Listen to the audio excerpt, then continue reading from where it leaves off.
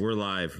We're watching YouTube videos of ourselves act like idiots. That's become our content in our contentless podcast. Yeah, I was watching. So we did this short video of us on this show talking about how we have no content, and then the next week we start our show while watching the video about how we have no content. Still looking for donors. Incredibly, nobody signed up. Oh, man. You guys got a kick out of that, evidently. You're like, yeah, that's true. I will share that with my friends. Yeah. My podcast of choice has no content. Yeah. So, question for all of you. What does the word homely mean to you? Because Alex is wrong. It might depend on whether you're British or American. And if you're British, it has two meanings. Yeah, so we got a question that came in, and they said, I love the homey feeling of having everyone together at church on Sunday. So we had both our services combined on Sunday, and yes, it was a very homey feeling. Or a home-like feeling. And then Alex kept misquoting the question and saying homely. And I said, I have this negative connotation with homely. It's like a person that's not, desirable or something. And he's like, look up the definition. First definition, an undesirable, unattractive person. And then it's like, British definition, homey. So let's just use the word that works for both of us. Yeah, but Elrond's house, Rivendell, the last homely house. It's like, it wasn't an ugly house. It was an attractive house. I want to reclaim homely. I think it's been co-opted into something negative. Yeah, I wonder what the etymology of homely going from meaning a nice thing to an ugly thing. And also as well, how many people use the word homey today about people in general? Like, do you say someone looks homey? No. Homely? I might say, homely? You're my homie. Yo, my homie. Do you say that's a homely looking person? No. You say they're kind of homely? I don't know. Yes. Okay. Maybe. What does comely over here mean? Does that mean attractive? Nothing. Okay, so we don't use that word. Like in 18th century English or whatever, to say someone was like comely looking was attractive. I've decided that you were born into the wrong century. I was born into the correct country for me. Like Alex is an old soul. He's reading all these ancient authors. The fun thing we get to do, as always, when these questions that come up, is we get to say who was born in a country that invented the English language. I wasn't born in a country that spoke English. So English has quite a good spread in Africa. Not in the country I was born in at the time. Yeah, that's fair. Yeah, French was the national language. That's why your French is so good. Anyway, hello, everyone. Yes. We know you're here. We're talking. The show just started, but a couple orders of business. Again, reminder, our only real marketing platform is this, and so we're gonna have a live in-person recording Q&A session in 6510 September 11th, 6:30. Coffee shop will be open. Join us. Bring your questions. If they're really hard, Alex will ask. Pickleball paddles. Really? Yeah. I don't know. If you guys bring pickleball paddles, maybe we'll have a tournament. I had actually someone else suggest that we actually do the tournament as well and live stream it. Like just Alex versus Aaron pickleball. I love it. Yeah. We could, Yeah. That could get some views. Yeah. And I would win. Oh. I've never played. I think your tennis background would totally mess with your head. Maybe. Yeah, but what about my table tennis background?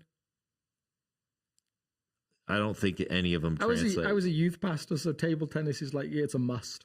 Yeah. You can't be a youth pastor and not be good at table tennis eventually because you have to play much of it.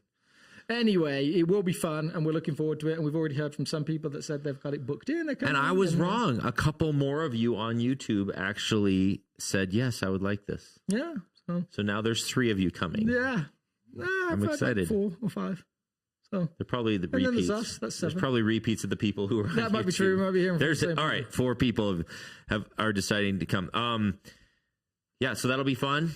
And this week we kicked off a Yes If series. Can you describe Yes If? Why that title? Yeah, so I mean, to me, it was like this almost like answer to the unspoken question up until this point of does the church still matter, which I think has resonated with, or has been reverberating around the world and perhaps more specifically America for a while. Now, what's the point of the church? Like, is it actually doing more harm than good at times? So, That's a lot of atheist thesis. Even like just really dogmatic atheists are like, the worst thing that happened to the world is religion. Yes, I think that but even like on a more like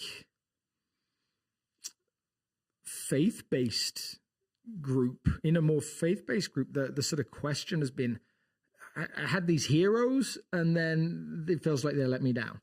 There was this pastor, he started this church, and then this happened. And now I'm like questioning, was it ever valuable at all? Like, they're on Netflix everywhere, like the Hillsong questions, it's seems Marcel, like it's like, have they done more bad than good? This church is closing all over America.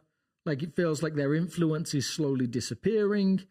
Politics has like shifted. Like there's the deep involvement of the Republican Party and the evangelical faith, like the deep connection there. So I think for a load of people, the question has been like, well, does anyone care?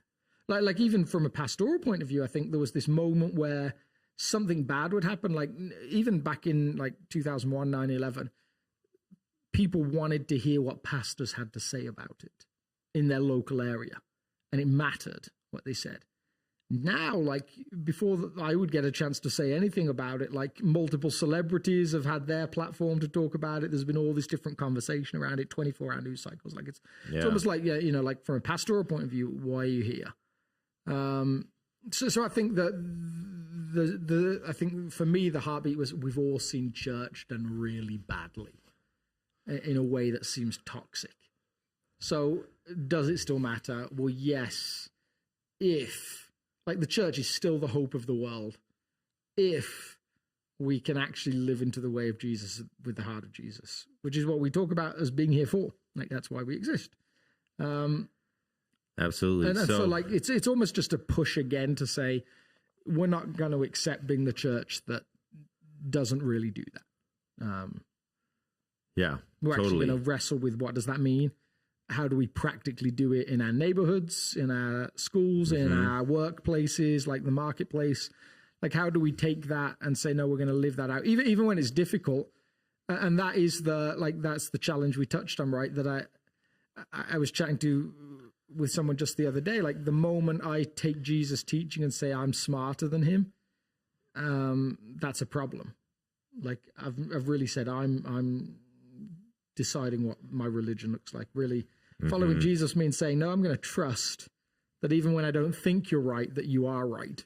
And that's pretty hard to do. Yeah, totally. So I think that leads us to the question that was sent in this week.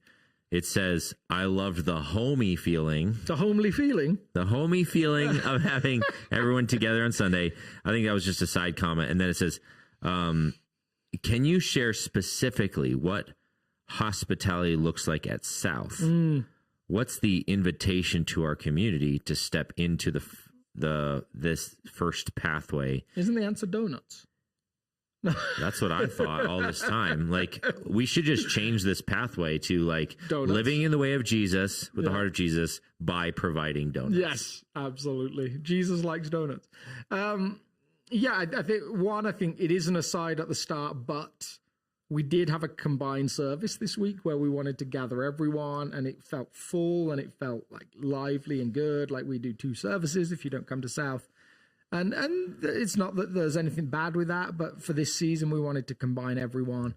And we know that could get to a point where it feels a little too full, and that's okay. But it was just for this week, for these 3 weeks. So I loved it. You loved it. We heard other people loved it. Yeah, it was fun. And then to get to the specifics of the question. So what does hospitality look like? So one, I think, in terms of general hospitality, not just hospitality that's reduced down to I invite people in that I like, which is really what the text this week is like hoping for. Like the parable of the Good Samaritan that we'll get to is like, I would suggest behind his question of like, who is my neighbor, is like, how small can I make this definition? Yeah. So like if hospitality to you is reduced, yeah, I do hospitality. Like there's like these 3 couples that I like and I have them over all the time and we're done.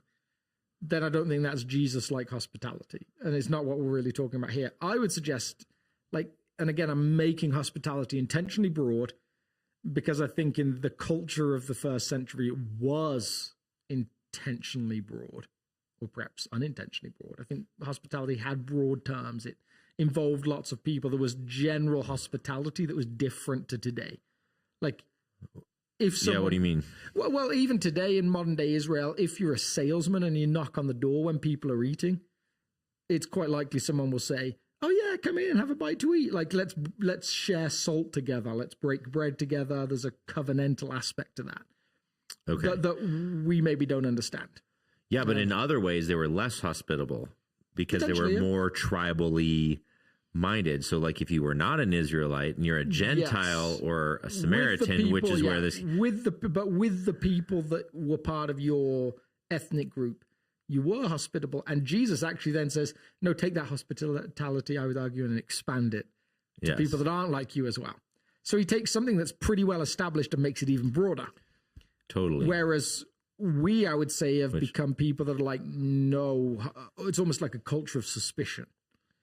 We don't love offering hospitality at all. So to me, it actually all begins at South corporately with, are you willing to notice people that haven't been noticed, or perhaps you haven't noticed?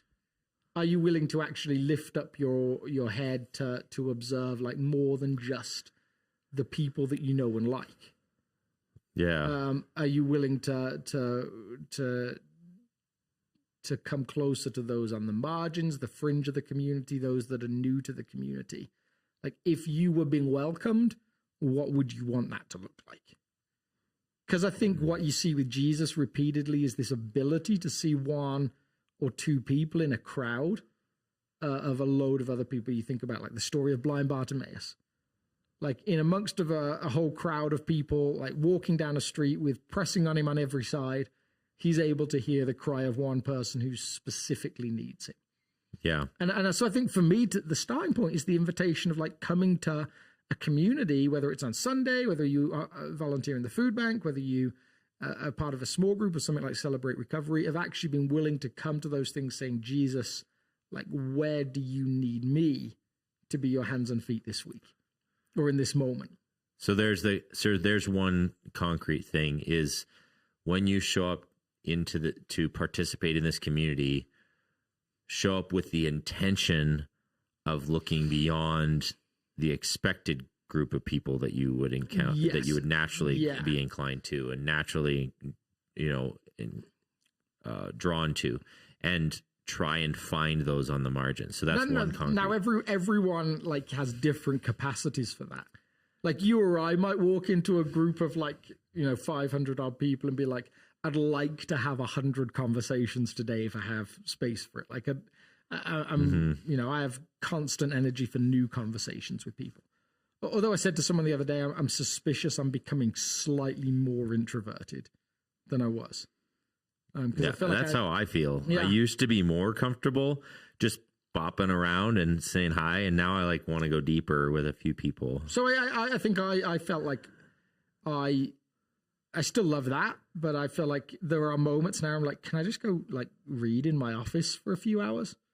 And that's hard to find space for at times. Totally.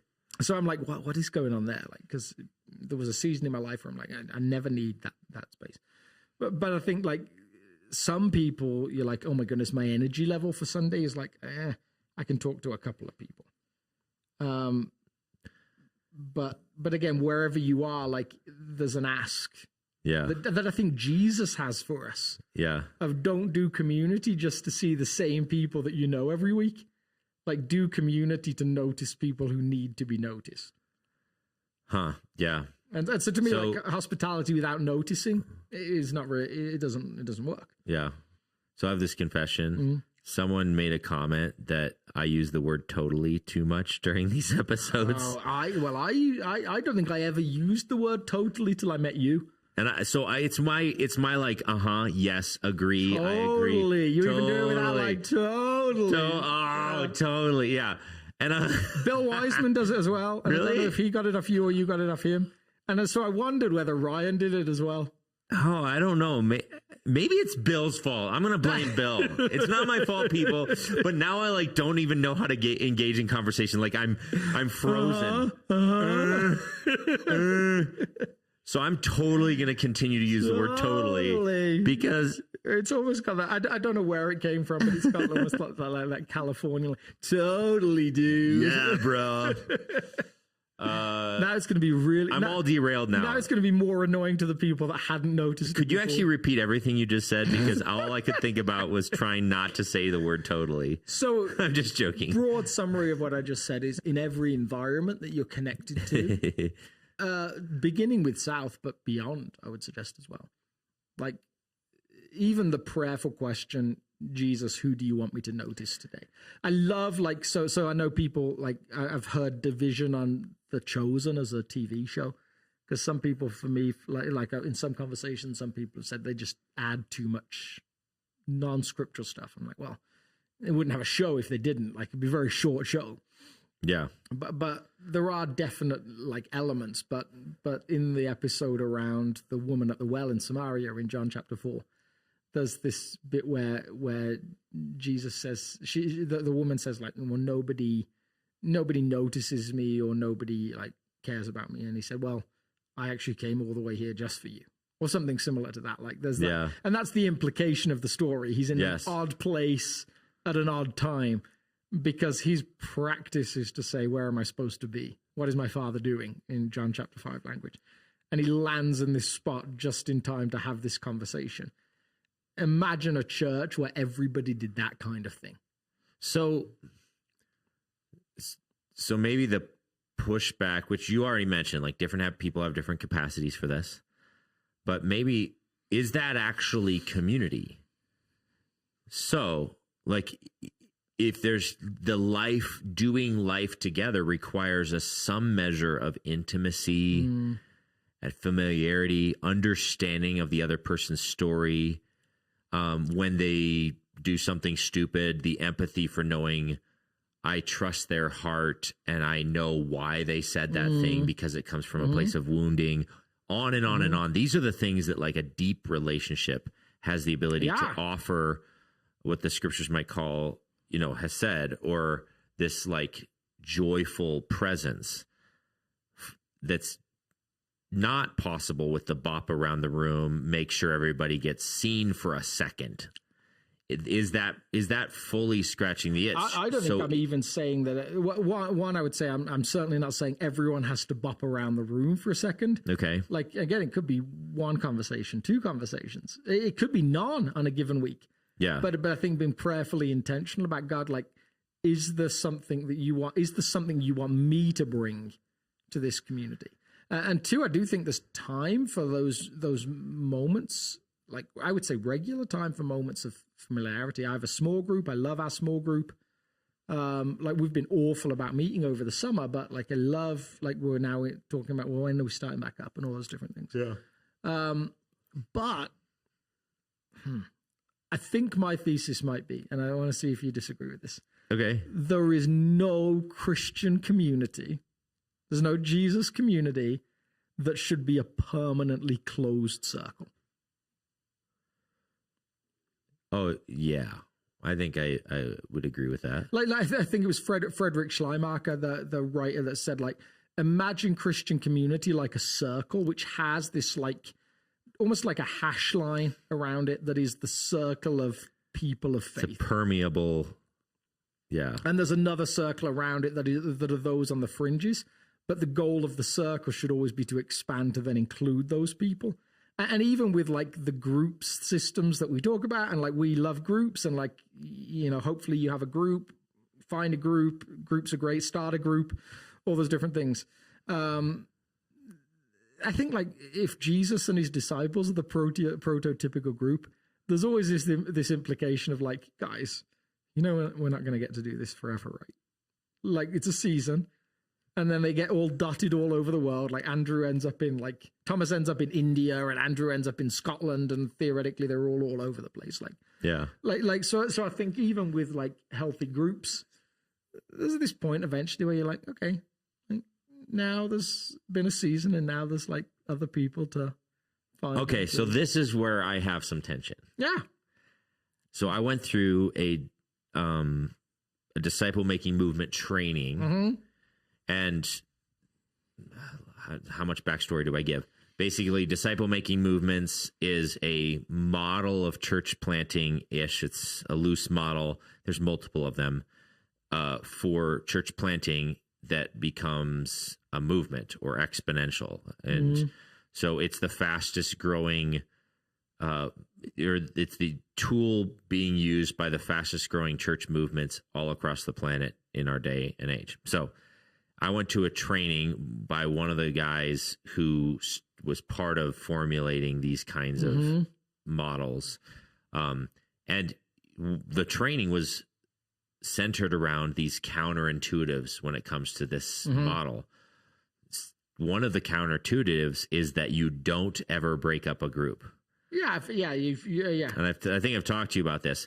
He's like, you can like second or lend a member to start a new group, but then they come back to their home group. And his reasoning was like, once you find a group that has a measure of synergy and energy and all that sort of thing and familiarity, it can be a life-giving environment that then can give that energy away to another group, but then doesn't break up the original group. And this idea resonates with me in a lot of ways, purely from pragmatics. Like none of this is in the scriptures. In fact, to your point, maybe some of the opposite is in the scriptures of the disciples breaking up and traveling all around the world. And that was the typical like way a rabbi worked as well. He had his group for years. They would go off and become rabbis themselves. Yes.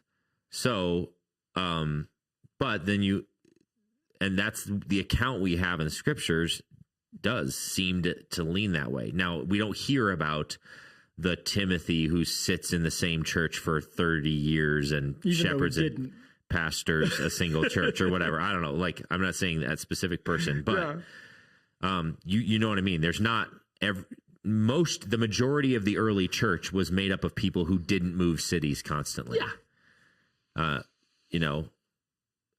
But we hear the stories about the wild adventurer missionaries who are traveling all over most of the. So I love it. We're making that brave step of saying scripture doesn't say that they split groups. So they clearly didn't split groups.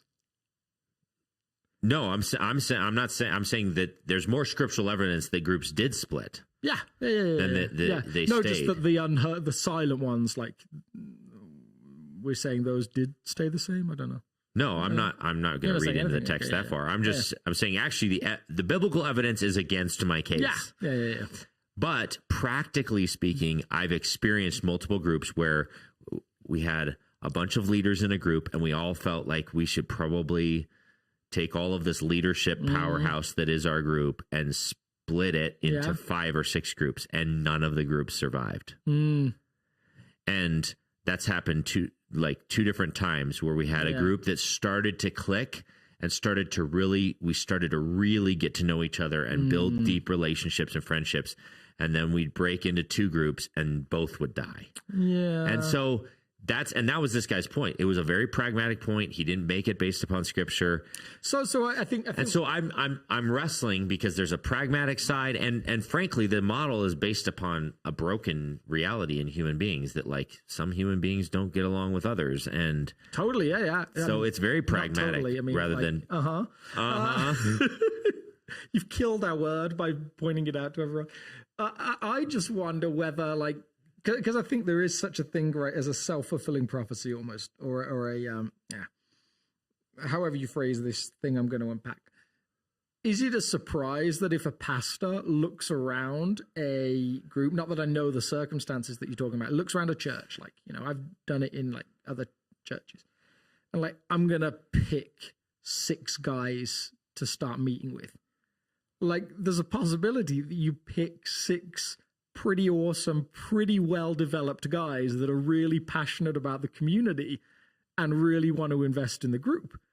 And so like, you're like, is it a surprise it turned out great? And it could be that that's nowhere near what happened in your group, but it could be that it also does fit that as well. And so then they go off and they pick guys that are like perhaps a little less passionate or perhaps a little less connected, and they start a group, and it's like, well, there's the one guy who's like, no, he's really on board. But there's the others that are like, yeah, a little bit less so. It almost feels like I'd love to test that with something like a draft system, like where you pick like it's all randomly assigned. Yeah, randomly assigned, and then you get to see, no, this is just genuinely like these are the people that like, yeah, this system works. I think there's so many things that go into whether a system like that works, because in when Bogota and Colombia was blowing up in terms of like the G12 movement, everyone was like, their system was like everyone has to have 2 groups. You have the group you start with, and then you start your own group. And you keep meeting with your group, but then you also you find time for this new group. And then like the people in your group, so it spreads and spreads and spreads and spreads. Yep. So they had some similar premise, like keep meeting as a group, but there's always got to be another group. Yep. And that's now the model. Yeah. Yep. Yeah. So that foot in 2 groups. Yeah. And now we're like, oh no, we don't have time for 2 groups. Like we can only do 1 group. Yeah.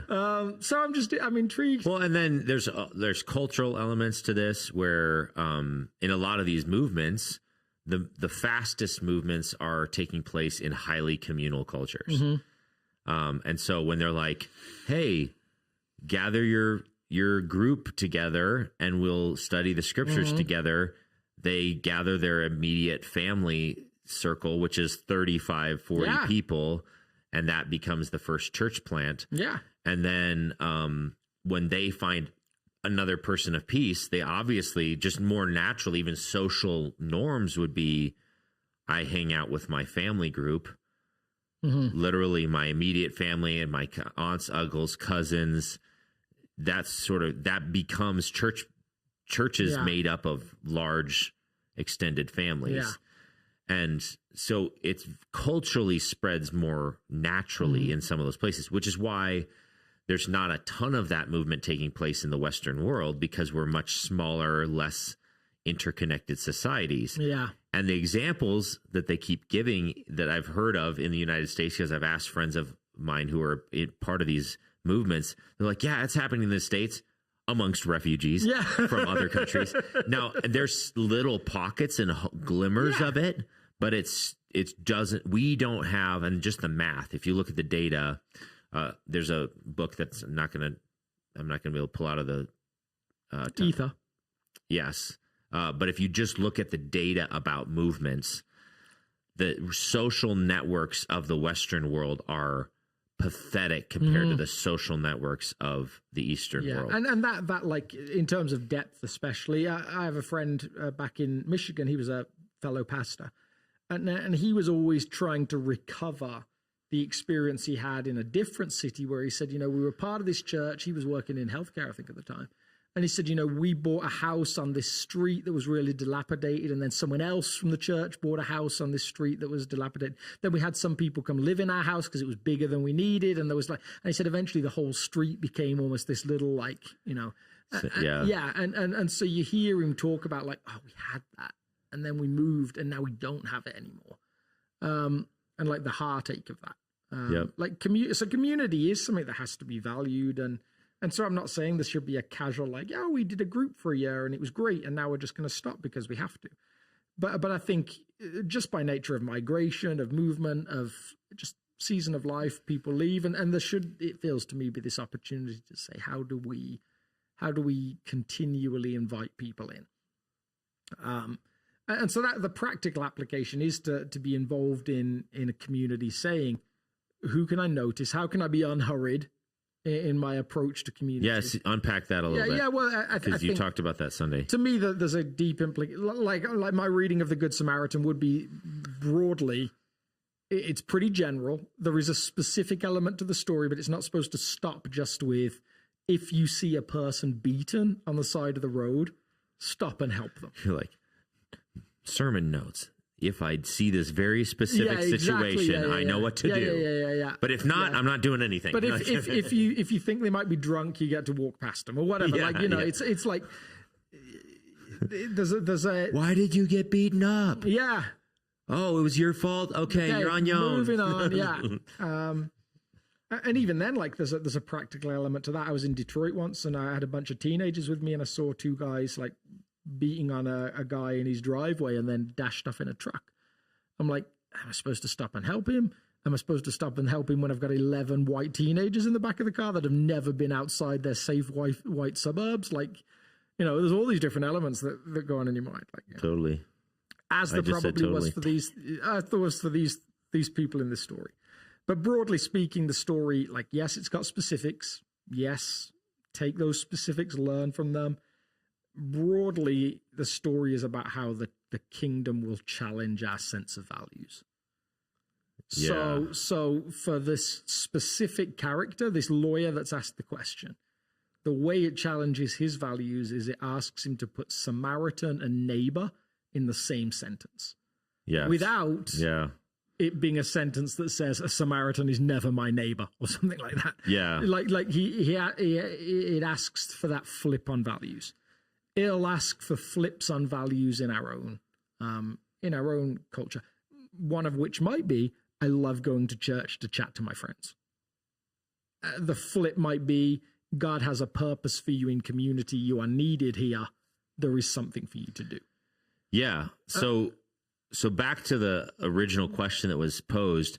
So you gave some practical things right off the bat, which is show up to when you come to South as your community, show up with this expectation to not only encounter other people, but to look for people on the margins. Maybe another practical one would be if you aren't serving in welcome teams or in kids ministry in one of these areas, those are just really low hanging fruit that embodies this hospitality mentality. But then think of it that way. Yeah, totally.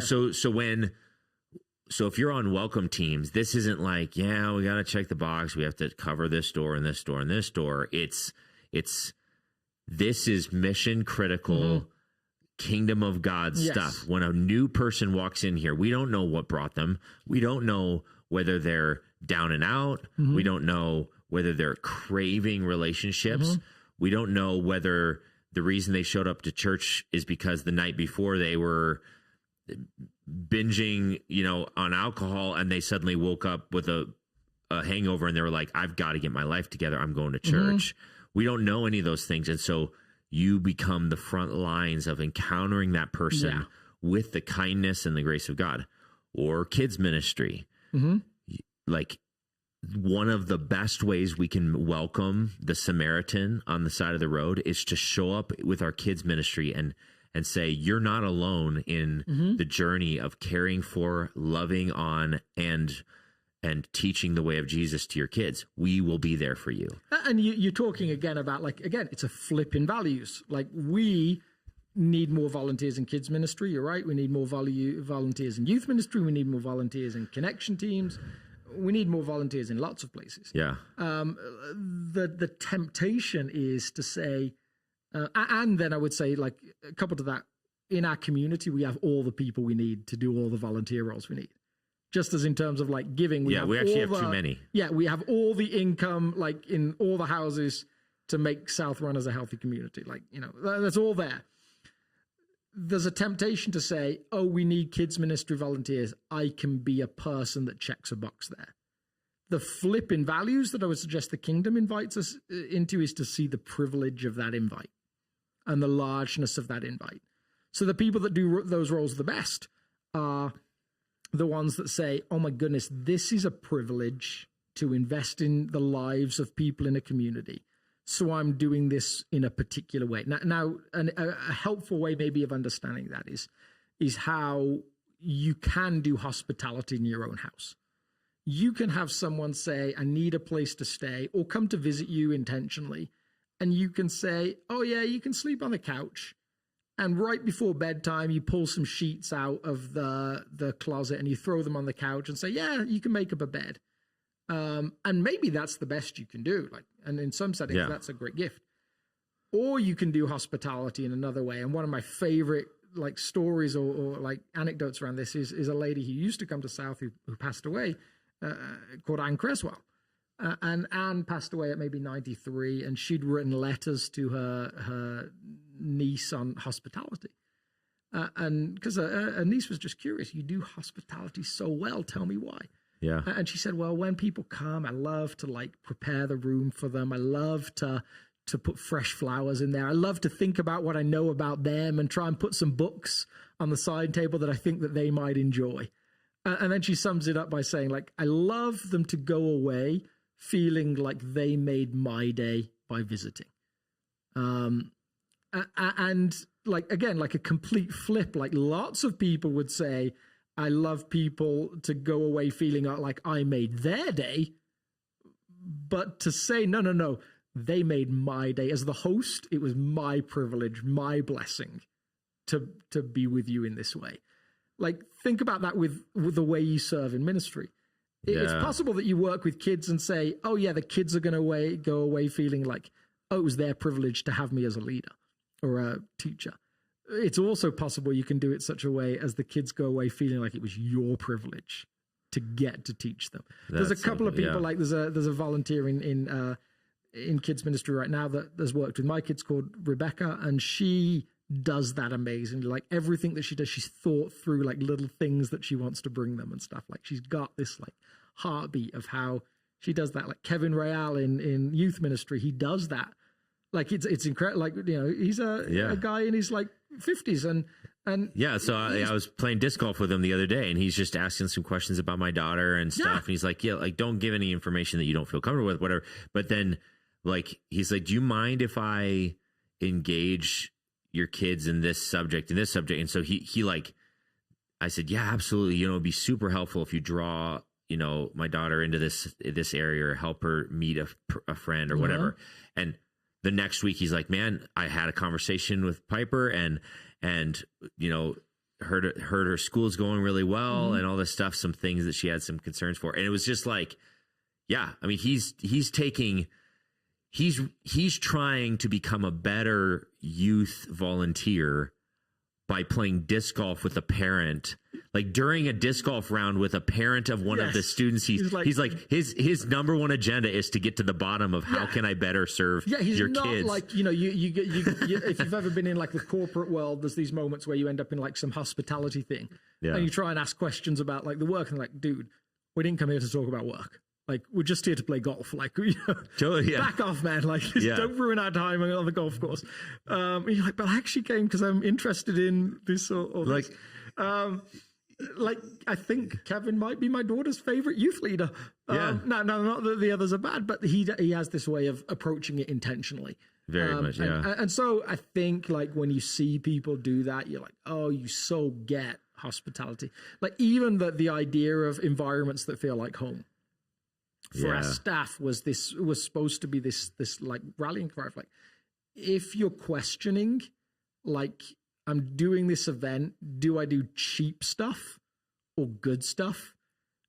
As far as budget constraints go, lean into good stuff. Don't just throw it out there. Don't just throw the sheets on the couch. Think about how you can provide books that people might actually want to read. Think about how you can give them the sense that they made your day by turning up. So can we brainstorm live on YouTube a couple other areas of ministry? We mentioned welcome teams, we mentioned kids, we mentioned students. So some of our other ministry areas, how could someone show up with the heartbeat of hospitality in that area. Well, I think you see it like, I mean, it was some of our volunteers and staff just redid like the flowers outside the front of the church. And there was this like sense of, do we have the budget for that? And they were like, no, we can make that work. Like they created something beautiful on a minimal budget because they said, no, we have the time and we have the energy and the value on this to make it happen. Like you think about when people need hospital visitation, there's this sense of like, well, yeah, I could just drop in and I could be doing everything I can to get away as quickly as possible. So I've ticked a box. But you could go with this intention of what does this person need in this season of life? And that's a hard season. Like, I mean, that's like, you know, if you've sat by the bed of someone who's dying, like actually all they need sometimes is to just know that you're there. And so then your call is to just sit quietly. For some of us, that's a hard thing. Yeah. Or if you know, really practical one is to be a group's leader and to say, you know what, in our culture, I feel like more and more, this is a reality, and we've had this conversation as the staff. I feel like Western society struggles with relationships. Mm-hmm. Post-COVID Western society struggles with relationships way more. Yeah. And Denver is such a transient culture. Like, I feel like Denver and Littleton and all this area struggles with it. Like, we're like five ticks against us in knowing how to be, just have friends. Yeah. Like, cultivate healthy friendships is obnoxiously difficult in our society, in our city, in post-COVID world. And you could catch this vision. You know what? I could become a group leader and I can reignite a dream inside of my group of what it looks like to have friends. Yeah. I want to be a group leader. I'm not a Bible teacher. I'm not like all this theologian, whatever, but what I can do is I think I can help people learn how to have friendships again. Or maybe I'm not even sure, but I'm willing to try to figure out how to adult humans in the Western world have friendships that are meaningful. So like on deep. A broad premise, like when we started to think about these elements, like one of the ways I tried to roll this out for staff, and again, we do so many of these things imperfectly, but we had people over at my house and we were like, you know, mentally I was like, I could just do one thing. And it could be good, and perhaps that would have been better, in fact, because like you're trying to do multiple things, sometimes you just do none of them well.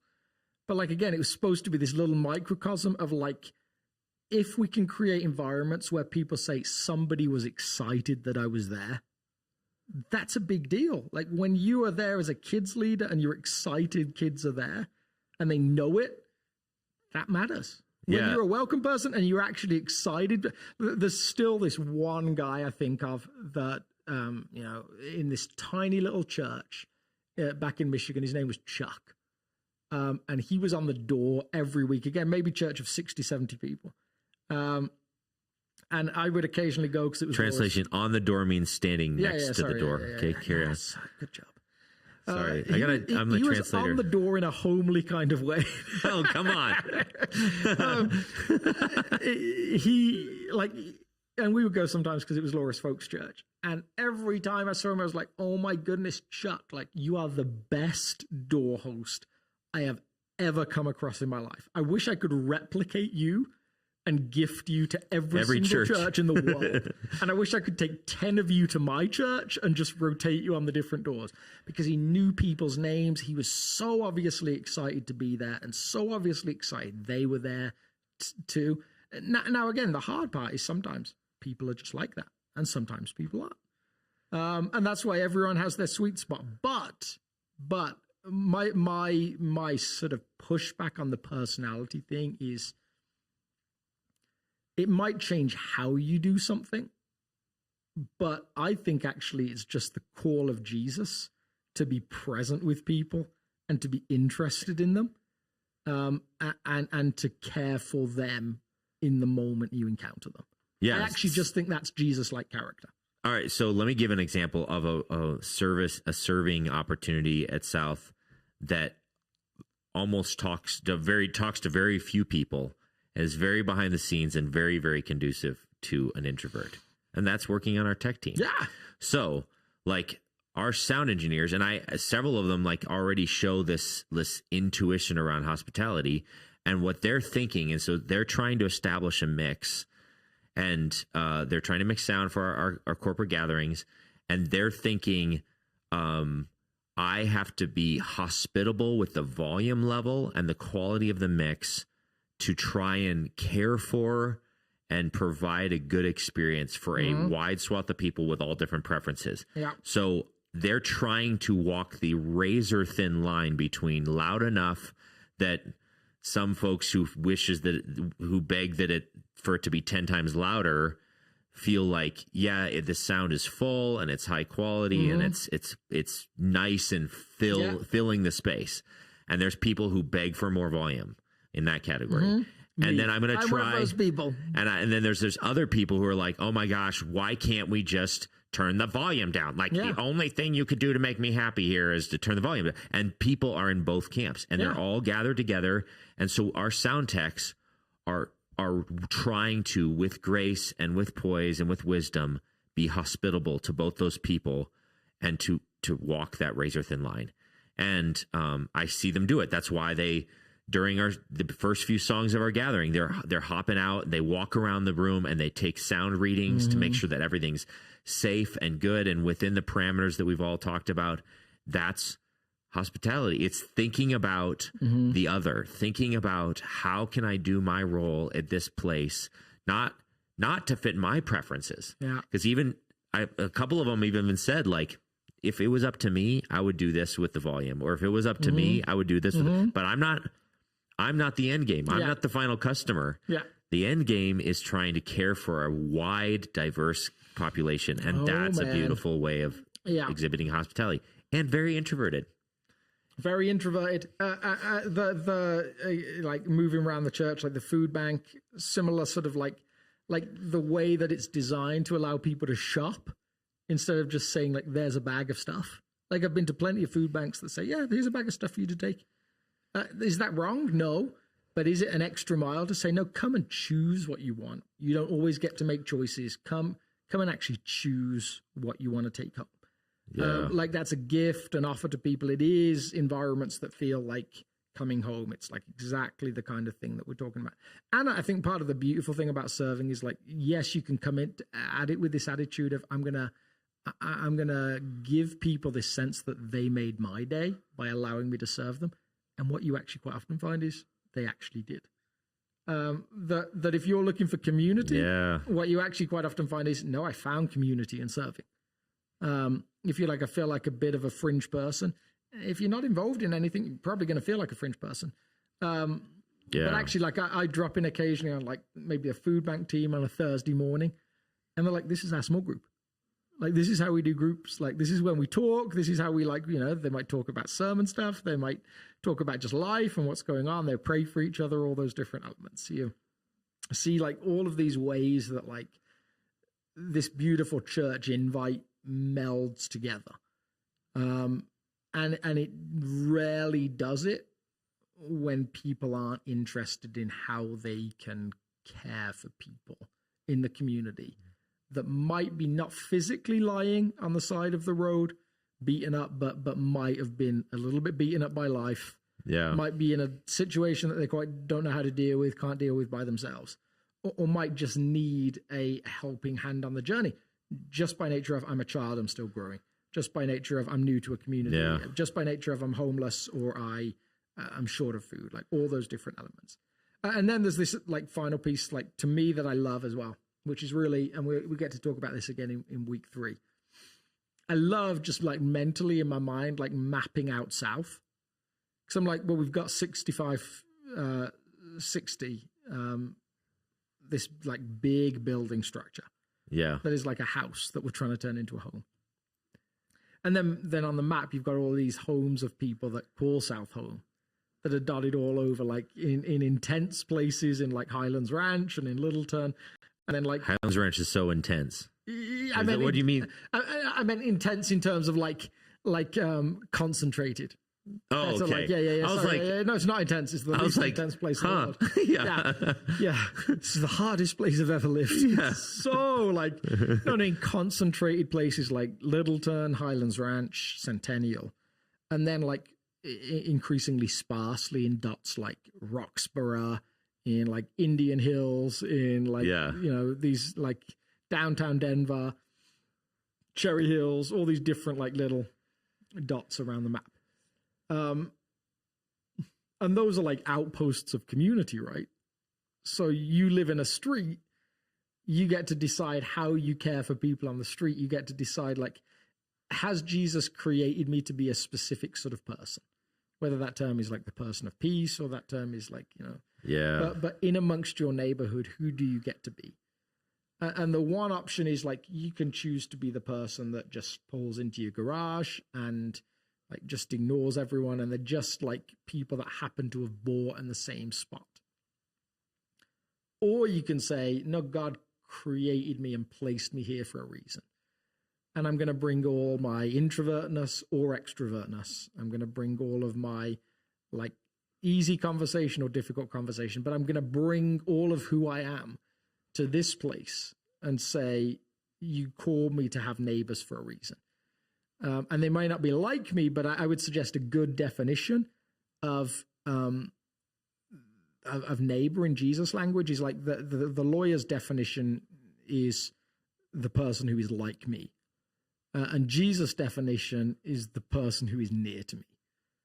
Like, for him, it's like a similarity thing. For Jesus, it's just a proximity thing. Doesn't matter if you're completely unlike the people around you. Yeah. But they're now your neighbors. So like, there's this invitation to say, how can I be a Southie-like person? Or however you describe that. Probably not Southie, because that's a place in Boston, right? I think. Yeah.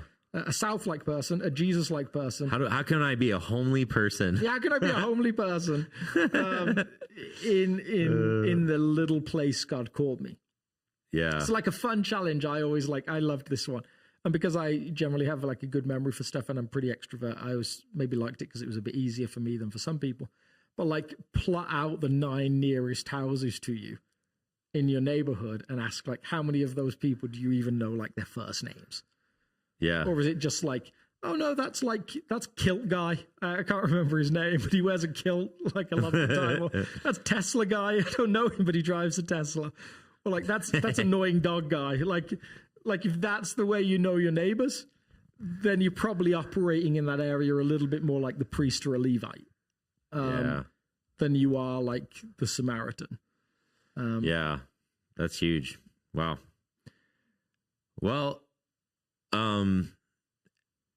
yeah, I feel like we covered most of the. I feel like we covered a lot. Are we like 52 minutes? We haven't even gone an hour. Yeah. What are we going to do with ourselves? It's a pretty good podcast length in my mind, but it probably is. It's probably better. Like when I see like 52 minutes, I'm like, yes. When I see an hour and 12, I'm like, yeah, you better be really good. Yeah. Well, there's no guarantee there's real content. Yeah. No, this is the podcast without content. Remember, 112 minutes of contentless fun. Our fans' favorite piece of content we ever put out is when we made fun of ourselves for not having content. Yes, that's an achievement. We are content creators. All right. Well, look for some ways to be hospitable this week and be creative. It's less about being extroverted or introverted. It's less about the actual specific location or whatever. You're going to have to figure out creatively some of those things, but it's more about that heartbeat of seeing, acknowledging, and over the top demonstrating the love of Jesus to others. Absolutely. So totally. Oh, man, it's gonna get so annoying. Gnarly, dude. And now I'm gonna talk like this until I can find the button. Man, wherever I cannot do an American accent. Bro, like I've totally got this voice down, man. Sound like JD. Bye.